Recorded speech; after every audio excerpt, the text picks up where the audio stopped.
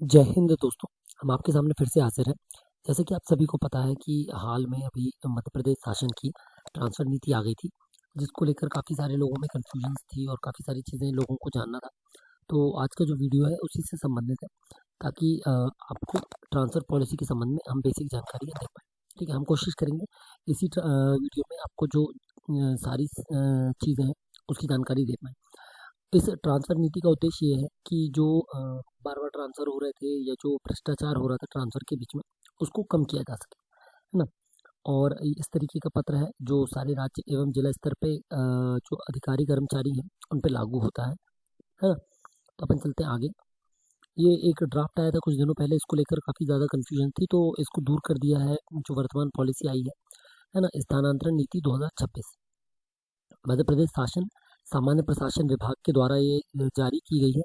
इसमें राज्य एवं जिला स्तर के अधिकारी और कर्मचारियों के लिए ये नीति है ना। इसके साथ में कई जगह पे ये अलग-अलग जगह से लागू होगी, अलग-अलग लोगों के लिए अलग-अलग प्रकार से लागू होगी।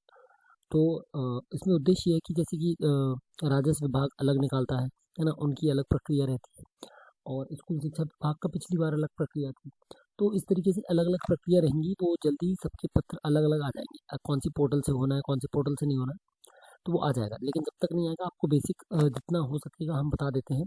फिर जैसे ही जब ऑनलाइन चीज़ें आएँगी तो वो भी हम आपको बता देंगे। नीति का उद्देश्य है कि जो प्रशासनिक व्यवस्था है उसको बैलेंस किया जाए। ऐसा ना हो कि कहीं ज़्यादा कहीं कम ट्रांसफ़र हो जाए।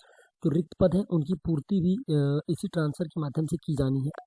स्थानांतरण की जो प्रक्रिया है उसको काफ़ी ज़्यादा डिजिटल और ट्रांसपेरेंट बना दिया है, ताकि इसमें किसी भी प्रकार की कोई दिक्कत ना हो। फिर विशेष परिस्थितियों में प्रशासनिक लचीलापन भी दिया गया है, ताकि कार्य को पूर्ण कराने के लिए किसी प्रकार से स्थानांतरण से कोई प्रभाव ना पड़े, यानी कारण कोई भी कार्य ना रुके।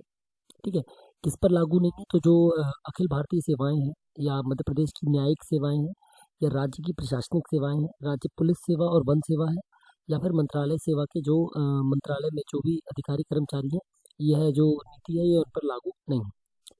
इसकी अवधि है 1 जून से 15 जून, यानी कि 1 जून से 15 जून के बीच में आपको आवेदन करना होगा ऑनलाइन, है ना? लेकिन ऐसा नहीं है कि जब तक ऑनलाइन आवेदन आएगा तब तक अपन अपनी बेसिक तैयारी कर लें। ठीक है, तो इस अवधि के बाद सामान्य स्थानांतरण प्रतिबंधित हो जाएंगे। तो सामान्य स्थानांतरण मतलब जो अभी ये जो नीति आई है ये सामान्य स्थानांतरण की ही नीति है। इसके बाद जब ये बंद हो जाएगी तो जो नीति या जो ट्रांसफर्स होंगे वो होंगे केवल विशेष परिस्थिति में। ठीक है, तो वो प्रतिबंधित अवधि कहलाती है, यानी कि 15 जून से 16 जून से अगली ट्रांसफर नीति जब तक आएगी, तो जब तक वो आएगी तब तक की अवधि जो कहलाती है वो कहलाती है प्रतिबंधित अवधि। इस अवधि में जो स्थानांतरण होते हैं वो विशेष परिस्थितियों में होते हैं, बहुत गंभीर बीमारी है या सीएम समन्वय के माध्यम से जो किए जाते हैं। इसमें अनुमोदन की प्रक्रिया यही है जो हर बार रहती है कि जिला स्तर पे कलेक्टर महोदय द्वारा प्रस्ताव जनरेट होगा और प्रभारी मंत्री द्वारा अनुमोदन होगा। राज्य स्तर पे जो विभागीय मंत्री हैं उनके द्वारा प्रस्ताव जनरेट होगा और मुख्यमंत्री महोदय द्वारा या उनके समन्वय द्वारा अनुमोदित होगा। और विशेष मामलों में मुख्यमंत्री के कार्यालय से ही स्वीकृति की आवश्यकता होगी। ठीक है, प्रतिबंध अवधि में जो स्थानांतरण है, तो जो प्रतिबंध मतलब कि जो रिस्ट्रिक्टेड पीरियड रहता है जब ये ट्रांसफर नहीं होंगे, इसके बाद या जो ये ऑर्डर्स आ जाएंगे इसके बाद गंभीर बीमारी, न्यायालयीन आदेश, गंभीर शिकायत, अनुशासनात्मक कार्यवाही, रिक्त पदों की अत्यावश्यक पूर्ति और लोकहित एवं प्रशासनिक आवश्यकता, यानी फिर सिर्फ और सिर्फ केवल इन कंडीशंस पे ही ट्रांसफर होंगे, वो भी स्पेशल प्रोविजंस पे। ठीक है, तो महत्वपूर्ण प्रावधान इसमें नीति में यह है कि एक स्थान पर 3 वर्ष पूर्ण होने पर स्थानांतरण किया जा सकेगा। पति पत्नी को एक ही स्थान पर पदस्थ करने की प्राथमिकता की जाएगी। जिसकी सेवानिवृत्ति में 1 वर्ष बचा हुआ है, जो 1 साल के अंदर रिटायर होना है, यानी कि जो 30 मई को या 31 मई 2027 को रिटायर होना है, सामान्यतः उसका स्थानांतरण नहीं होगा, कोई विशेष परिस्थिति ना हो तो। और यदि कोई 40% से ज़्यादा डिसेबिलिटी वाला व्यक्ति है तो उसको भी इसमें राहत मिली है, मतलब यदि वो ट्रांसफर चाहता है तो उसको प्राथमिकता दी जाएगी। और यदि किसी प्रकार से प्रशासनिक स्थानांतरण है तो उसको छूट दी जाएगी। विशेष प्रावधान, अनुसूचित क्षेत्रों में रिक्त पदों की प्राथमिक पूर्ति करना है, महिला अधिकारियों को प्राथमिकता दी जानी है, गृह जिले में सामान्यतः पदस्थापना नहीं होगी। ठीक है, जो भी जिला स्तर के अधिकारी हैं उनकी सामान्यतः गृह जिले में पोस्टिंग नहीं होगी। जहाँ पर ज़्यादा स्टाफ है उनको युक्तियुक्तकरण करना, यानी कि प्रॉपर मैनेज करना, ऐसा नहीं कि एक जगह कम हो जाए एक जगह ज़्यादा, तो उसका बैलेंसिंग भी इस ट्रांसफर के माध्यम से किया जाना है। आदेश और अनुपालन सभी आदेश ई ऑफिस के माध्यम से जारी होंगे। स्थानांतरण के 2 सप्ताह के भीतर कार्यमुक्त करना अनिवार्य है। वेतन नई पदस्थापना से ही आहरित होगा, यानी कि किसी का यदि 16 जून को या 10 जून को आदेश हो जाता है तो जो वो होगा सैलरी होगी, तो उसकी अगली सैलरी उसके नए जिले या नए जो भी स्थानांतरण जहाँ पर होगा वहाँ से आहरित होगी। ठीक है, और आदेश पालन नहीं करने पर अनुशासनात्मक कार्रवाई की जाएगी। जो संशोधन पत्र आया जिसको लेकर लोग बोल रहे थे एक और पत्र है, एक और पत्र, उसमें कुछ नहीं है। कुछ जगह पे पत्र में 1/6/2016 लिखा था, 1/6/16 से 15/6/16, बस उसको उसकी जगह पे 1/6/26 से 15/6/26 कर दिया गया है। बाकी के जितने प्रावधान है वो यथावत है। ठीक है, यानी नीति का उद्देश्य पारदर्शी और संतुलित प्रशासन देना है। विशेष परिस्थितियों के लिए अलग प्रावधान है। डिजिटल प्रक्रिया और समयबद्ध अनुपालन पर जोर दिया गया है। कर्मचारी हित एवं प्रशासनिक आवश्यकता में संतुलन क्रिएट किया गया है। ठीक है, ट्रांसफर कब से होंगे? 1 जून से 2026 से 15 जून तक होंगे, और 15 जून 2026 के बाद सामान्य ट्रांसफर प्रतिबंधित हो जाएंगे।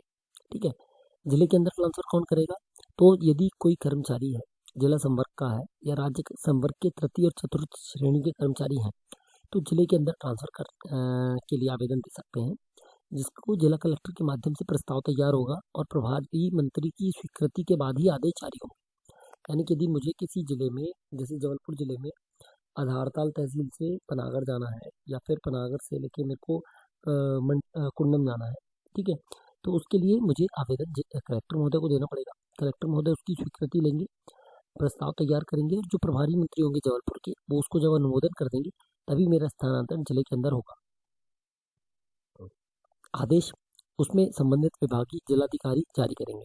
ठीक है, अब जिले के अंदर ट्रांसफर कौन करेगा? तो स्वैच्छिक ट्रांसफर आवेदन जो है ऑनलाइन या कार्यालय प्रमुख द्वारा सत्यापित आवेदन के रूप में दिया जाएगा। इसमें सिंपल सा फंडा है, एक आवेदन बनाइए, आवेदन के हम फॉर्मेट आपको आगे दिखा देंगे, उस आवेदन को प्रिंट करिए, उसको पहले आप किसी भी विधायक या जो जनप्रतिनिधि हैं उनके माध्यम से एक अनुमति या स्वीकृति ले लीजिए कि आपके स्थानांतरण में एक प्रोसेस बढ़ जाती है, एक बल मिल जाता है आपके आवेदन को।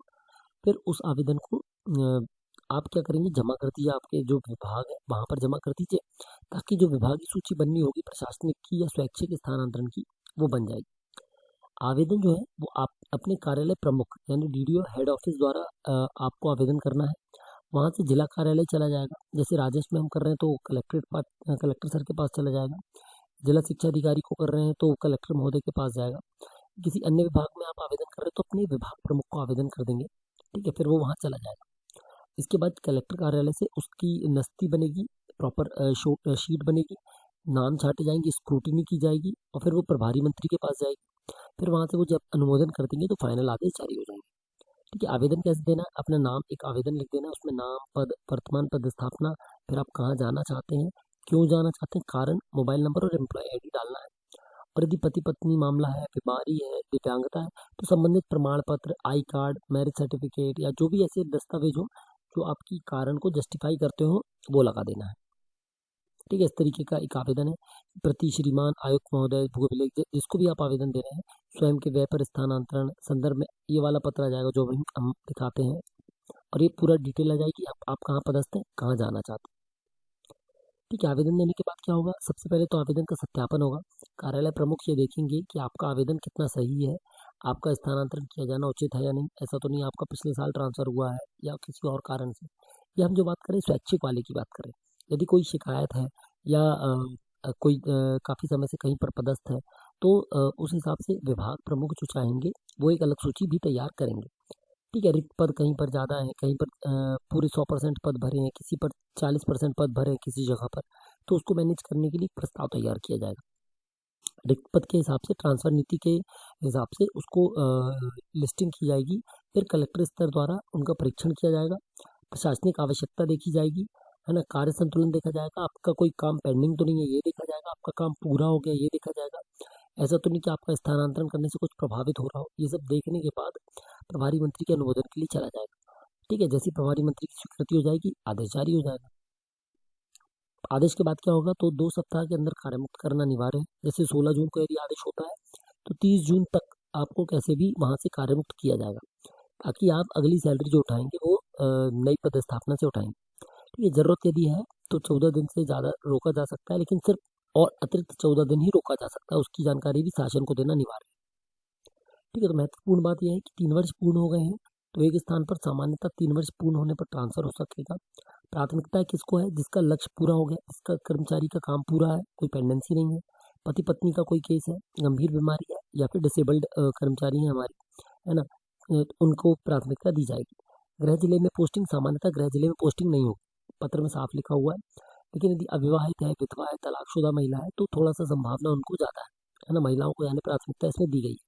आवेदन कार्यालय प्रमुख को करना है, जिला कार्यालय जाएगा, वहाँ से कलेक्टर महोदय के पास जाएगा छटनी के लिए, प्रभारी मंत्री उसका अवलोकन करेंगे, फिर वो आदेश जारी कर देंगे, कार्यमुक्ति और नई ज्वाइनिंग। ठीक है, यानी कि तारीखें क्या है? ट्रांसफर शुरू 1 जून से, अंतिम तिथि 15 जून और कार्यमुक्ति आदेश 14 दिन। यानी इसको आप ऐसे समझिए कि आवेदन भले 1 जून, बार बार हम जो 1 जून पे फोकस कर रहे हैं वो 1 जून पे ना फोकस करके आप ये फोकस करें कि आप अपने आवेदन बना लें और जितने जल्दी अपने विभाग प्रमुख को दे सकते हैं दे दें, ताकि 1 तारीख से जो भी अभी आने वाले दिनों में ऑनलाइन प्रक्रिया की जानकारी आएगी तो उसमें आपको इंतज़ार ना करना पड़े, आपके डॉक्यूमेंट तैयार नहीं, केवल आपको अपलोड करना पड़े। ठीक है, तो हम बात करते हैं पत्र की। 22 मई 2026 को पत्र आया था। यह नीति मध्य प्रदेश के सभी कर्मचारियों पर लागू है, केवल इन कर्मचारियों पर लागू नहीं है। और जो विभाग अपनी विशिष्ट आवश्यकताओं के संबंध में अपने लिए कोई अलग से नीति चाहते हैं या देते हैं तो वो जल्दी इसको जारी कर देंगे। ठीक है, इसी नीति के साथ साथ उसको भी साथ में चलाया जाएगा। फिर इसमें इस नीति से हटकर यदि जो कोई स्थानांतरण होगा तो वो सीएम महोदय की अनुमति के बाद ही होगा। अवधि यही है, 1/6/2026 से 15/6/2026। इन निर्देशों के अंतर्गत जो जिला संवर्ग के कर्मचारी हैं या राज्य संवर्ग के तीसरे और चौथे श्रेणी के कर्मचारी हैं उनका जो है जिले के अंदर स्थानांतरण वही हमने जैसे बताया कलेक्टर के माध्यम से प्रभारी मंत्री के अनुमोदन के उपरांत होगा। ठीक है, फिर आते हैं इस पे कि सभी विभागों के द्वारा जो राज्य संवर्ग के अंतर्गत सभी विभागाध्यक्ष हैं, शासकीय उपक्रम या संस्थाओं में पदस्थ प्रथम श्रेणी के मुख्य कार्यपालन अधिकारी हैं, ठीक है, चाहे वो किसी भी पद नाम से जाने जाते हों, उनको आदेश समन्वय से मुख्यमंत्री महोदय के माध्यम से होगा। यानी कि यदि वो कोई और कर्मचारी है राज्य संपर्क के तो वो विभागाध्यक्ष के माध्यम से ही उनका प्रस्ताव जाएगा और उसका फाइनल अनुमोदन सीएम महोदय द्वारा किया जाएगा। ठीक है, और यदि वो ये देखिए प्रथम श्रेणी की बात की हमने, है ना, शासकीय उसकी, उसके बाद यदि वो अधिकारीगण और द्वितीय श्रेणी के तृतीय श्रेणी के हैं तो उनको विभागीय जो मंत्री है उनके द्वारा होगा और चतुर्थ श्रेणी के हैं तो जो विभाग के विभागाध्यक्ष उनके द्वारा किया जाएगा। ठीक है, फिर गृह विभाग के उपक्रम यानी पुलिस को इससे बाहर रखा है, साथ में जो अन्य पुलिस स्थापना बोर्ड है उनको बाहर रखा है। प्रतिबंध अवधि जो होती है यानी कि 16 जून से फिर जो चालू हो जाएगी अगले ट्रांसफर आने तक, उसमें केवल गंभीर बीमारी, न्यायालयीन आदेश, कोई शिकायत है किसी की गंभीर, उसको लोकायुक्त संगठन के द्वारा कोई प्रकरण है उसको, या फिर निलंबन, त्यागपत्र और सेवानिवृत्ति से वापस आए हैं वो व्यक्ति, उनको स्थानांतरण में उनके लिए अलग से विशेष प्रावधान शासन द्वारा तय किए जाएंगे। ठीक है, यानी कि साफ साफ बात है कि यदि कोई प्रशासनिक कारण है तो ही स्थानांतरण एक स्थान से दूसरे स्थान पर किया जाएगा, कोई स्वैच्छिक स्थानांतरण नहीं होंगे और वो भी बाकी विधिवत अवलोकन के बाद। जैसे इसमें उदाहरण के लिए इसने कहा है कि यदि एक व्यक्ति ए है, 3 पद है उसके पास तो वो 2 पद भरे हुए हैं तो ए स्थान पर रिक्त पदों का प्रतिशत 33 है और बी स्थान पर 2 पद है जिसमें से 1 पद भरा हुआ है, अतः बी स्थान पर रिक्त पदों की संख्या 50% होगी। तब ए से बी में स्थानांतरण पर ए में रिक्त का प्रतिशत 66 होगा और वहीं बी में रिक्त का प्रतिशत 0 हो जाएगा। तो इस नीति में उपरोक्त स्थानांतरण अनुमति नहीं होंगे, यानी कि ऐसा नहीं है कि एक जगह पर 3 पद खाली हैं, एक जगह पे 3 पद खाली, मतलब 2 जगह पे 3 पद हैं, एक जगह पे 2 भरे, एक जगह पे 1 भरा है तो एक को उठा के 2 के साथ पे भर दें ताकि एक जगह 100 हो जाए, एक जगह 0, ऐसा नहीं होगा, इसका बैलेंस मेंटेन करना है। ठीक है, तो इसको इस योजना में प्राथमिकता दी गई है। फिर नीति के अन्य प्रावधान, अन्य प्रावधान वही है जो हमने आपको बता दिया, हम तो केवल पत्र आपको दिखा दे रहे हैं ताकि कोई बात छूटे नहीं। ये पद की गणना है, यदि किसी संस्था में 20% 200 कर्मचारी हैं तो 20% तक अधिकतम स्थानांतरण किए जा सकते हैं। अधिकतम का मतलब ये नहीं है कि पूरे पूरे 40 लोगों का ट्रांसफर कर दें, अधिकतम 40 लोग का कर सकते हैं, 25 का भी कर सकते हैं, 26 का भी कर सकते हैं, आवश्यकता अनुसार कार्य पूर्णता अनुसार किए जा सकते हैं। ठीक है, यदि किसी कोई स्थान उसमें लगा हुआ जैसे जनगणना में तो उसका स्थानांतरण नहीं होगा। कोई व्यक्ति किसी और कार्य में यदि कहीं पर संलग्न है और उस पर कोई कार्य प्रभावित हो रहा है तो उसके स्थानांतरण नहीं होंगे। ठीक है, स्वैच्छिक स्थानांतरण विभागों के निर्धारित स्थानांतरण प्रतिशत की संख्या अतिरिक्त होंगे। जैसे पति पत्नी को एक स्थान पर पदस्थ करने की नीति के अंतर्गत किए जाएंगे जो स्थानांतरण, या कोई गंभीर बीमारी के कारण जो स्थानांतरण किए जाएंगे उनको स्वैच्छिक स्थानांतरणों में विभाग द्वारा प्रतिशत के आधार पर तय किया जाएगा। ठीक है, इसके साथ ही जो स्टेट एडमिनिस्ट्रेटिव ऑफिसर्स हैं, तहसीलदार, नायब तहसीलदार, अतिरिक्त तहसीलदार हैं, उनको MPLRC की धारा 19 और 22 के तहत पदस्थापना की जाएगी। ठीक है, कलेक्टर महोदय जो है प्रभारी मंत्री से परामर्श करके उनकी पदस्थापना कर पाएंगे। साथ में यदि कोई प्रथम श्रेणी या द्वितीय श्रेणी का अधिकारी है ना, कार्यपालिक अधिकारी है, जो एक जगह पर 3 वर्ष पूरा कर चुका है, तो भी उसका स्थानांतरण किया जाएगा ताकि उसकी पदस्थापना की अवधि 3 वर्ष से अधिक की ना हो। और जैसा हमने आपको बताया, इसमें बहुत स्पष्ट लिखा हुआ है कि यदि किसी व्यक्ति ने पिछले वित्तीय वर्ष में कोई काम पूरा नहीं किया, उसका काम पेंडिंग है, तो उसका स्थानांतरण किया जा सकता है। किया जा सकता है का मतलब यह है कि यदि उसका कोई काम पेंडिंग रह गया, वो काम में लापरवाही कर रहा है, ऐसा मानकर उसका स्थानांतरण किया जा सकता है। साथ में यदि किसी व्यक्ति का 3 साल हो गया है, तो ज़रूरी नहीं कि उसका स्थानांतरण हो। ठीक है, वो केवल एक कारण है। यदि 3 वर्ष हो गया तो उसका किया जा सकता है। फिर एक प्रॉपर सीरीज बनानी होगी, टेबल बनाना होगा, जिसमें रिक्त स्थानों की पूर्ति कैसे कर रहे हैं, कितनी कर रहे हैं, वो दिखाना होगा। जो स्वयं के व्यय पर स्थानांतरण है या म्यूचुअल ट्रांसफर है, उनके आवेदन जो है उनको ऑनलाइन अथवा कार्यालय प्रमुख द्वारा सत्यापित करने के बाद ही आगे बढ़ाए जाएंगे। ठीक है, स्वयं के व्यय पर जो रिक्त पद होगा या म्यूचुअल पर जो स्थानांतरण होगा, उनको प्रशासनिक कारणों से है ना, स्थानांतरण के अलग अलग आदेश जारी किए जाएंगे। अब इसमें 20वें पॉइंट के अपोजिट लिखा है 23 में कि जो अपनी इच्छा से ट्रांसफर कराना चाह रहे हैं, उनका काम पेंडिंग नहीं होना चाहिए। ठीक है, यदि उनका काम पेंडिंग है तो उनका ट्रांसफर नहीं होगा। तो उनकी प्राथमिकता यही है कि यदि उनका काम पूरा है तो उनका ट्रांसफर पहले किया जाएगा। फिर यदि कोई अधिकारी कर्मचारी है जो जिसका रिटायरमेंट होने वाला है ना, 1 साल के अंदर, उसका स्थानांतरण नहीं किया जाएगा। पति पत्नी का ट्रांसफर किया जाएगा, लेकिन उनका मुख्यालय और ये सब चीज़ें उनके एडमिनिस्ट्रेशन के हिसाब से तय की जाएंगी। फिर कोई गंभीर बीमारी है या कोई शिकायत है तो उसकी जांच के बाद ही स्थानांतरण किया जाएगा। कोई डिसेबल्ड कर्मचारी है जो 40% से ज़्यादा है, तो उसको छूट है, यदि वो चाहता है तो प्राथमिकता दी जाएगी, और नहीं चाहता है तो उसका स्थानांतरण नहीं किया जाएगा। फिर ये कोई बीमारी है गंभीर, ठीक है, NCC के अधिकारी हैं, कार्यपालिक कर्मचारी अधिकारियों को उनके गृह जिले में स्थानांतरण चाहिए है, तो उनको नहीं किया जाएगा। यानी कि जो क्लास 1 ऑफिसर्स हैं, क्लास 2 ऑफिसर्स हैं, उनको जिला अधिकारी हैं जो जिला कैडर के, उनको जिला पोस्टिंग नहीं दी जाएंगी। 33 और 34 में साफ शासन कह रही है कि यदि किसी जगह पर अधिक लोग पदस्थ हैं तो वहाँ पर भी स्थानांतरण करके दूसरी जगह पर युक्त चीज़ें की जाएंगी, ताकि सभी जगह पर बैलेंस स्टाफ हो सके। प्लस इसमें जो महिलाएं हैं, 40% से अधिक विकलांग है ना, उनको प्राथमिकता दी जाएगी, या जिसका 1 साल से कम है उसको छोड़कर बाकी लोगों को स्थानांतरण दिया जा सकेगा।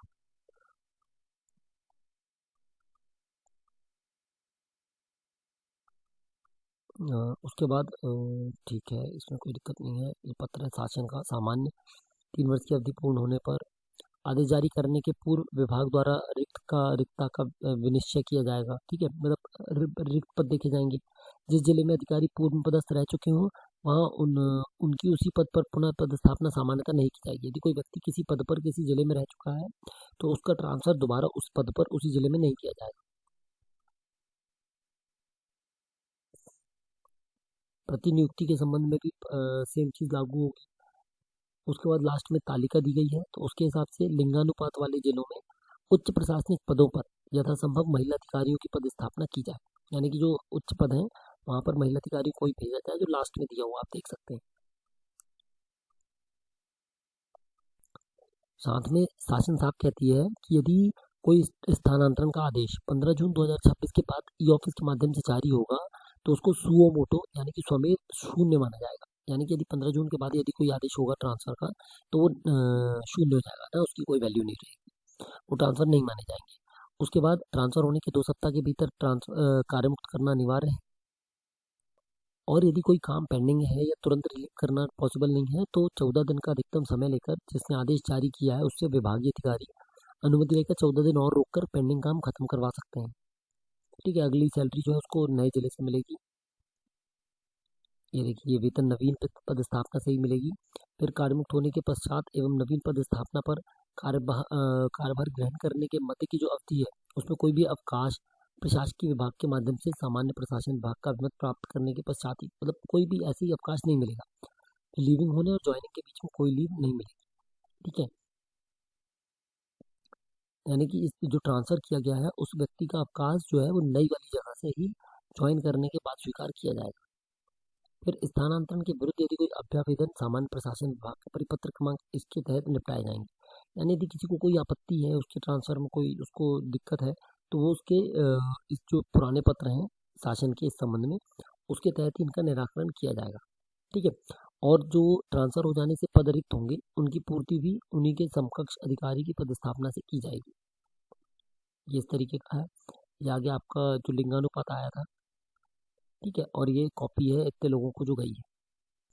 और जैसा हमने आपको बताया, संशोधन जो पत्र है, संशोधन पत्र में केवल 1/6/16 से 15/6/16 को हटाकर 1/6/26 से 15/6/26 किया गया है। बाकी के सारे जो वो है प्रावधान वो सेम रहेंगे। और ये देखिए इस तरीके का आवेदन है जैसे हमने बनाए थे स्वयं के व्यय पर।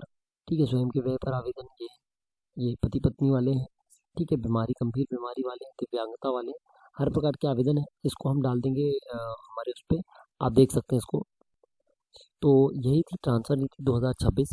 आने वाले दिनों में जैसे ही ऑनलाइन पोर्टल का हमकी जानकारी मिल जाएगी, हम उसके बारे में भी डिटेल वीडियो आपको दे देंगे ताकि आप आसानी से अप्लाई कर सकें।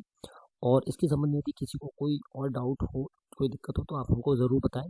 तब तक आप तैयारी कर लें, आवेदन बना लें, आवेदन का प्रिंट निकाल के विधायक जी या जो भी जनप्रतिनिधि है उनसे अनुमोदन ले लें, है ना, उनका प्रस्ताव लगवा दें। और चाहें तो यदि विभागीय बदलना, जिला बदलना है या बड़े ट्रांसफर्स हैं, तो अपने प्रभारी मंत्री का भी अनुमोदन आप इसमें लगवा सकते हैं। ठीक है, या विभागीय मंत्री या प्रभारी मंत्री का अनुमोदन भी आप लगवा सकते हैं। इसके अतिरिक्त यदि किसी को कोई दिक्कत आए तो आप हमको ज़रूर बताएं, हम आपकी सहायता करने की पूरी कोशिश करेंगे। मिलते हैं फिर अगले वीडियो में, तब तक के लिए जय हिंद।